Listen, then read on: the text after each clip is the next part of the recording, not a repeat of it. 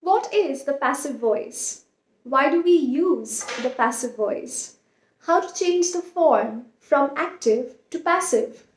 Hi, I'm Oritsri from Let's Go English, and in this video today, I'm going to give you the answers to these questions. So what are we waiting for? Let's begin. Make sure you have a notebook handy because I'm going to give you a lot of information.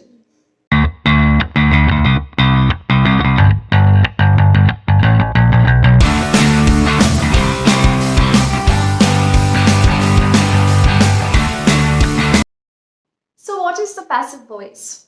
The opposite of active. Active? Well, when you're saying something, you can choose a voice which is more direct, more precise, and to the point, more straightforward. For example, I'm watching this video. I love chocolates. Alternatively, you could also use a voice which could be more neutral, more subtle, more like a bystander watching at a distance and reporting things. Always remember in report writing, in newspaper reports mostly, the passive voice is used. So in active, the subject does the action. Okay. So in passive, the emphasis is more on the subject rather than the action.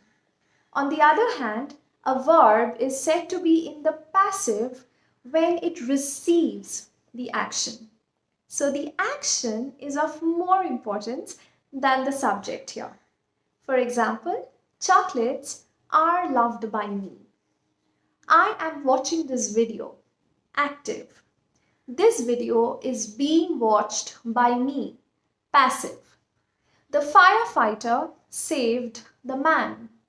Active. The man was saved by the firefighter. Passive. Dogs chase cats. Active. Why don't you transform it into passive? Your time begins. Time up. Cats are chased by dogs. Now let's compare two sentences. This bottle has already been opened. I have been tired for weeks.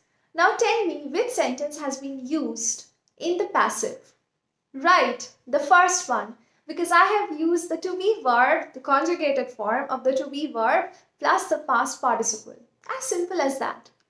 Now I'm going to tell you when do we use the passive voice or why do we use the passive voice.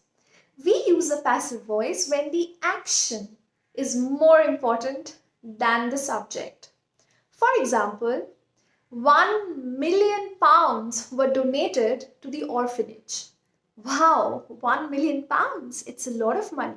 So I'm interested in the information here. Who donated the money?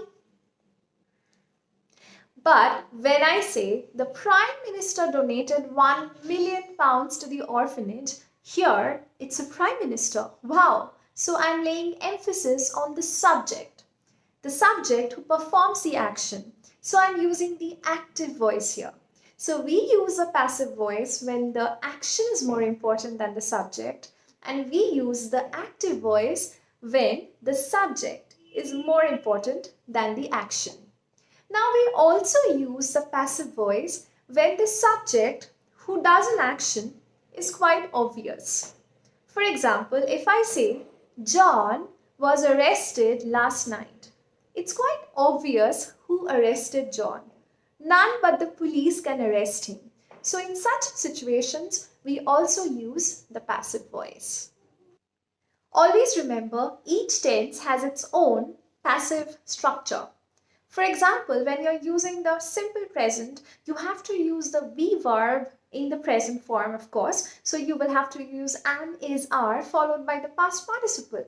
When you have the past simple, you have to use was, were followed by the past participle. When you have the continuous in the present, you use is, am, are followed by being and then the past participle. And when you have past continuous, you will change the auxiliary verb to was, were, and then the rest of the thing remains the same. You will also have to understand one thing, that the tenses present perfect continuous, past perfect continuous, and the future perfect continuous cannot be made in passive voice. So do not try transform the active sentences into passive when you have these three tenses. It's not possible. Always remember, intransitive verbs cannot be made in passive. What are intransitive verbs? Verbs that do not need an object. For example, if I say, I bought coffee. Now here, the verb bought is a transitive verb because it has a direct object, coffee. So you can definitely change this into passive. You could say coffee was bought by me. But when I say she arrived late, the verb arrived is an intransitive verb because it does not have an object. It does not need an object. It's impossible. So intransitive verbs, no passive. Transitive verbs, you can change it into passive. Fantastic. Well done. It was quite an exhaustive lesson, but I'm sure you're feeling very good right now because I'm sure you will be confidently able to use active and passive voice in your grammatical structure.